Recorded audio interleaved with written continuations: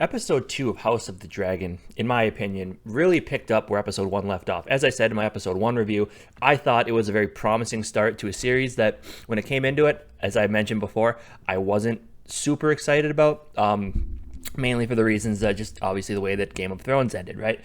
So I didn't really have any expectations coming into this. I didn't know what to think. But so far, these first two episodes have really, really done well. Obviously, as I mentioned in the first one, a huge part of it was just kind of getting to know the characters, getting, the very start of the plot, kind of what was going to kickstart the rest of the series.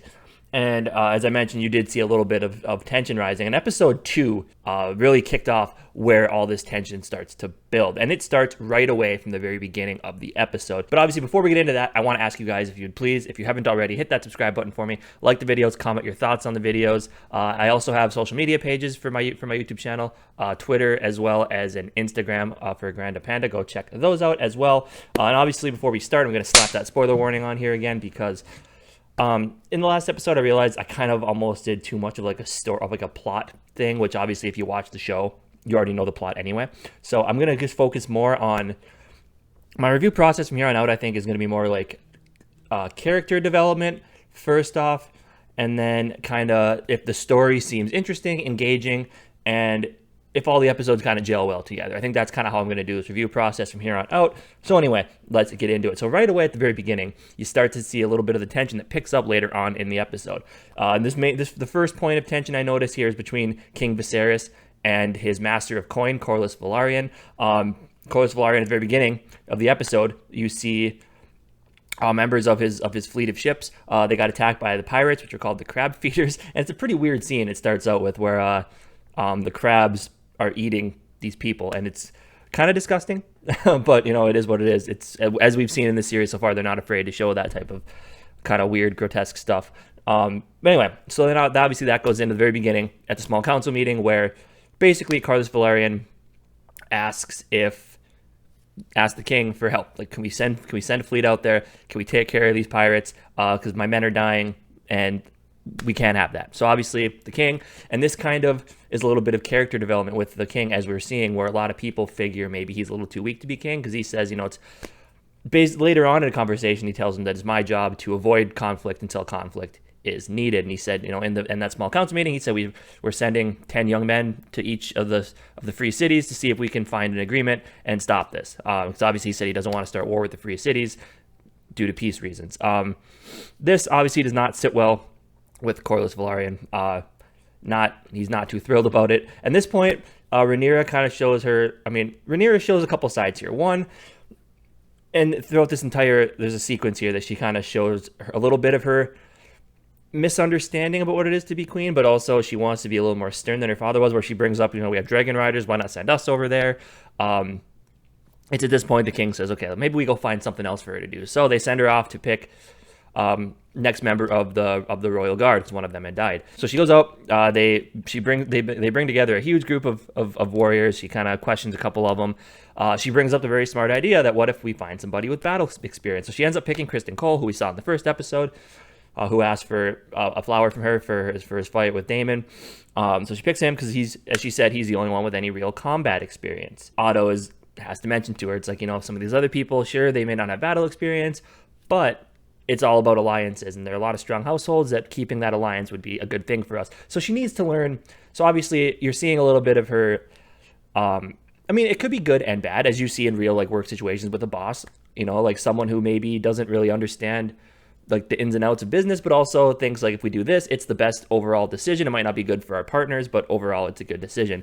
So she picks the younger guy with fighting experience. So anyway, they end up letting it go because she says, it's my choice. He's the one I want. So you're starting to see a little bit with her. She's got a little bit to learn, but also she's very stern, and which ends up coming up in a scene later on that we'll get into kind of when we approach that a little bit later in the episode here. Now, a big point in this episode with plot-wise, there's a couple of things that happen, but the first one that kind of comes up is it is brought to King Viserys' attention that it's been almost half a year since the incident with your wife.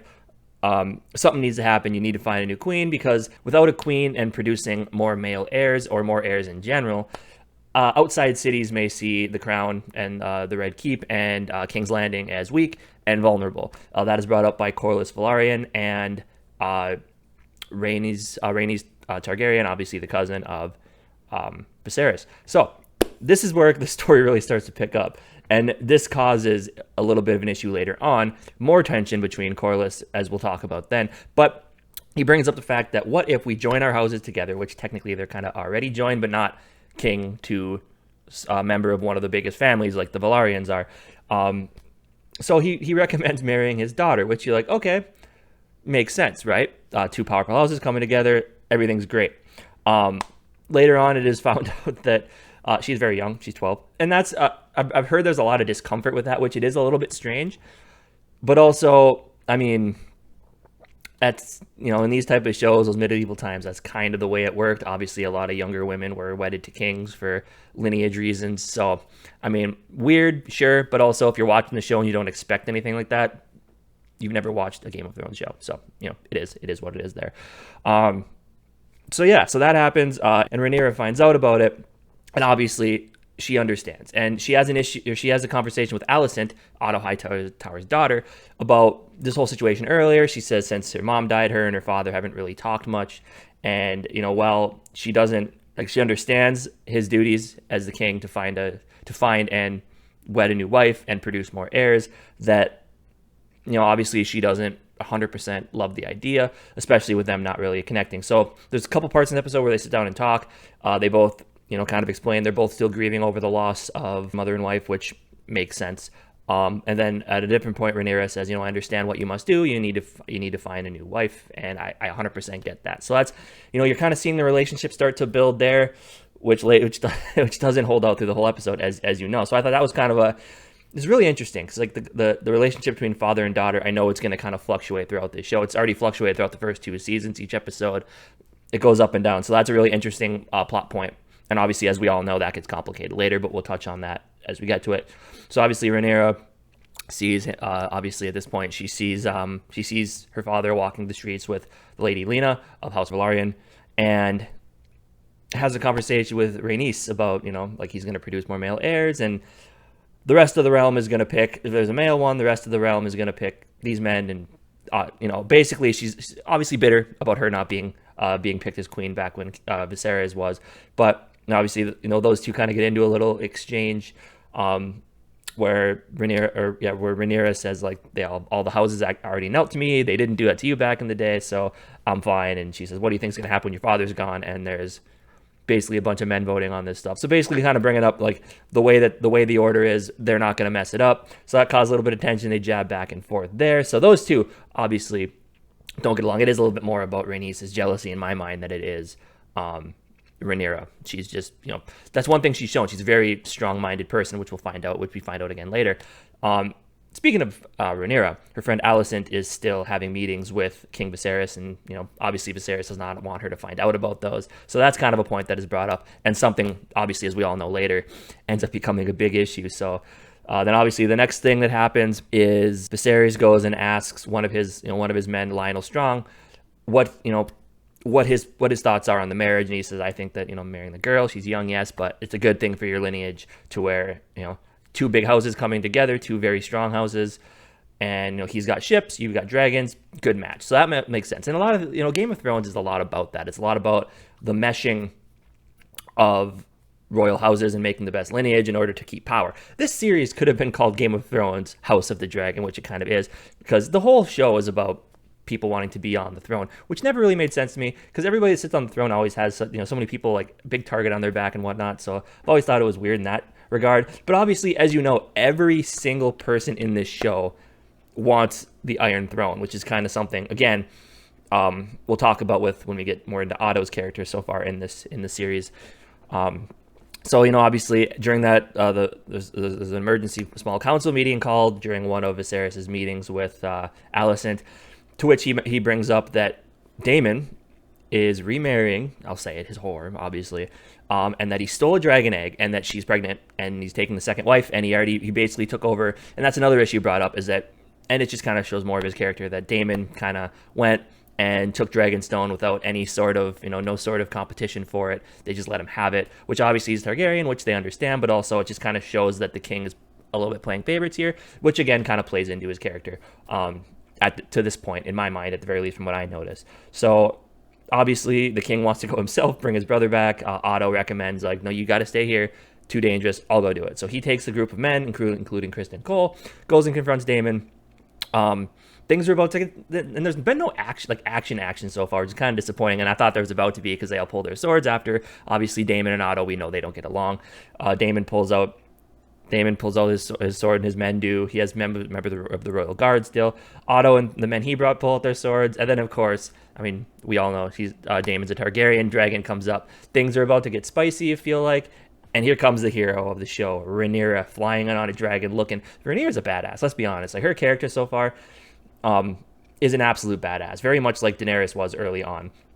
So that's kind of a cool part. She comes, basically says like, "Yo, Daemon, you're sitting on my throne here. My dad gifted this place to me. It's not yours. You're sitting on my throne with somebody that you're already married, and this ain't gonna work." And then Daemon obviously says, "Not until you're of age," and those two kind of get into it. Eventually, Daemon ends up giving the egg back, and his girl is very upset that he told people they were getting married and that she was already pregnant. And she kind of tells him, like, "I'm not with you for love. I'm with you for freedom and liberation. So let's do more of that." Daemon is going to end up being a problem, which we find out at the end of the show here. Rhaenyra goes back. Viserys not happy with her, which, again, there's another tension point. And again, they bring up about the mom. They both say they're still grieving. And you feel like, okay, things are back to normal with them until the next scene, to where King Viserys calls another small council meeting, sits down, and he says, "I've decided to take a new wife." And here's where things get spicy. Here's where a lot of tension is going to build. We'll go through those points. He says he's going to marry the Lady Alicent Hightower, who he has been having his meetings with. Now let's go down the list of why this is a very important decision. First off, Corlys Velaryon. This did not sit well with him. He was already upset about King Viserys not helping out with his fleet. But now he decides not to marry his royal daughter and instead take the girl who is the daughter of the Hand of the King, Otto Hightower. So Corlys storms off, of course. So that's an issue there. Those two, that's a big problem. And I think this was kind of a power move by Viserys, which you don't see a ton of very often. So basically he ends up saying, like, "You're sitting on my small council. You're part of my group. You don't get a say. It's my decision." So that's one piece of tension this causes. Now, this takes the relationship of Rhaenyra and King Viserys from here right back down to here, because obviously this is her best friend. Rhaenyra had no idea about the meetings between the two. I mean, could you imagine that? Your best friend marries your dad, and now your best friend, who when you're supposed to be the queen of the future, your best friend is now like the queen now after the wedding. So, and so Rhaenyra storms off. Obviously not very happy about that, which you could understand. So let's talk about Otto a little bit. So Otto's character, we know he's loyal to the king, but for what reason, right? Obviously, he knows the best. I think he knows that the best situation would have been for the king to marry Lady Lena of House Velaryon to really solidify that relationship. He knows that, and that is something that is kind of weird. Obviously, as I said, this could be Game of Thrones Part 2, basically, because you almost get the feeling with Otto that there's something there with him. Like, he's got his own motives, which I just don't. It's weird. He's keeping himself in the circle. He's basically marrying his daughter, so his lineage ends up on the throne someday. Because I think he knows as well as anybody that if they have a son, he's going to have a more rightful claim to the throne than Rhaenyra would. So this it was a very interesting part of the episode. Obviously, it's causing tension there. And Otto, I'm curious to see what his character development is going to be like throughout the rest of this show. And obviously, as we've seen, King Viserys, his health isn't that great. He mentioned the first episode keeps getting kind of cuts from the throne. He had something on his finger where they dipped his hand in a bunch of maggots, which was kind of disgusting. Wasn't a huge fan of that, but old style stuff, I guess. It is what it is. And then the next big thing that happens at the end of the episode that really it's going to set off, I think it's going to set off a huge issue in the rest of the series, is there is a meeting. You see Corlys Velaryon talking about how he has issues with the king, and he's talking to Daemon about it, and Daemon stands up and says, like, "That's always been an issue with my brother." What's that? being king. He's never been very good at it. So obviously, you're seeing more of this, where Daemon basically is stepping on his brother's heels, very not disrespects him, doesn't think he's rightfully supposed to be on the throne. He thinks he's weak, and he still thinks he's the true heir, and will end up taking the throne. So those two have a secret meeting in which Corlys says, "This is a chance for us to take what is ours. We go, we bring my fleet. You take your dragon. We go and we take care of the crab feeders, and we take." He said, "That's the thing that I've always found in my life, is that if you're not given something, you go make it yours and you take it." So that's gonna end up, and that's just all these things just form together to make this really very good plot. And I'm super excited about the next episode because I want to see where this goes. I don't know if there's going to be any huge, I don't know if there's going to be any fight scenes, or if they're going to go attack the crab eaters right away, or what's going to happen. But there's so much going on in this episode that I thought it was a very good second episode. I think it really is bringing together a very enticing plot. I'm excited to see where the next episode goes. I wish it was out already. The character development is very good so far. Unexpected things are happening. It's really got that Game of Thrones feel. So my overall review of episode 2, I think it's a very good addition to episode 1. I think it's really going to drive the story forward, and I think episode 3 are where things are going to start getting really good. So I'm super excited to see where it goes. I want you guys to think. Let me know your thoughts down in the comment section below on everything, and I'll see you guys next time.